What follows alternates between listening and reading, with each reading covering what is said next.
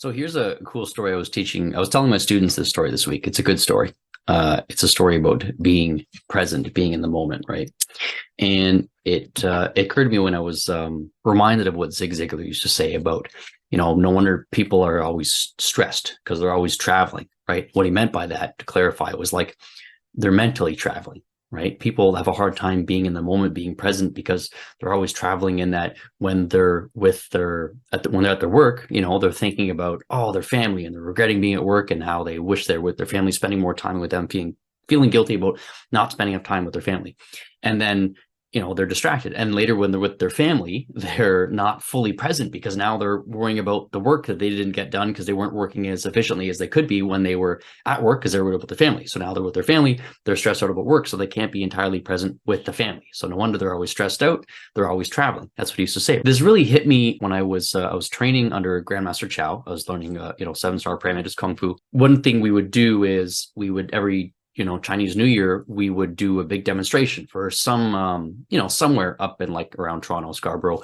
We would do something for New Year's for a cultural center or something like that, right? Or a big lion dance. So this was one of the first ones that I had ever done. He'd ever asked me to do. He asked me to do this demonstration at this one community center, and I was really excited, right? And I was still kind of fresh, and I was honored that he asked me to do this. So I prepared for this demonstration. I, trained all my forms, got them in really good shape. I had like 2 months to prepare, and I worked really hard on it. And I worked like outside in the bitter cold because, that studio was not very big. So we had to practice outside, right? So I'd be practicing all the time, getting this thing ready. And I was so excited to crispen it up and make it nice and clear. And I worked really hard. And, when in between class time, I would bundle up, wear a couple layers and go outside and just drill a form like crazy, right? So I had it all worked out. And it was, even though it was a lot of hard work, it didn't really feel like it. It was because I was so excited to present and, and demonstrate on behalf of the club up there, right? So in late January, the event rolls around, and much anticipated in my eyes.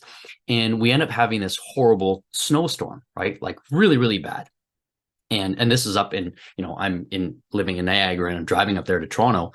And the snowstorm, usually I would try to brave it, right? I would just go really slow, take a couple, an extra hour and drive super slow. But this was exceptionally bad. And it was just, there was accidents all over the place. So regretfully, I called Sifu and I said, Sifu, I'm really sorry. The weather is just too bad and I can't make it. I feel terrible. He said, yeah, okay, no problem. I understand.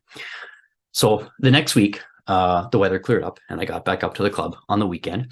And I'm getting ready for class, and Sifu pulls me aside. He goes, "Here, this is for you." And it's a certificate for, an honorable thank you for participating in the demonstration. And I'm like, confused. I'm like, Sifu, I was stuck in Niagara. Why are you giving me this?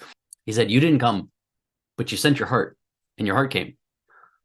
And I was like, oh, wow. And that hit me like really solid. He's like, totally, he right. And I felt so bad about it, but he totally understood. Like, I would be there. My heart went there, right? I put everything I went into it, and he knew how hard I worked on it. So, and then he said, so he said, you didn't come, but you sent your heart.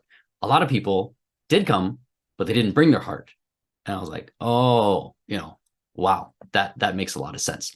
So it hit me like, they say the majority of success is just showing up, right? But when you show up, you have to take your heart with you. Okay. A lot of people do show up, but they don't take their heart. And I think what Sifu meant by that was the intent, right? Like, send your intention while showing up.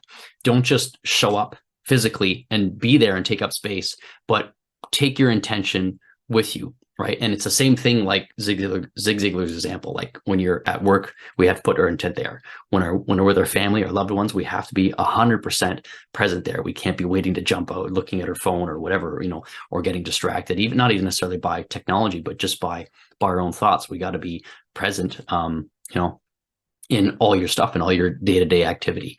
And in Kung Fu, that means that whenever you're practicing, you're not just going through the motions, but you're always putting your mind and intent in what you're doing. And you find when you do that, you find a new level of fulfillment because you're fully present in what you're doing.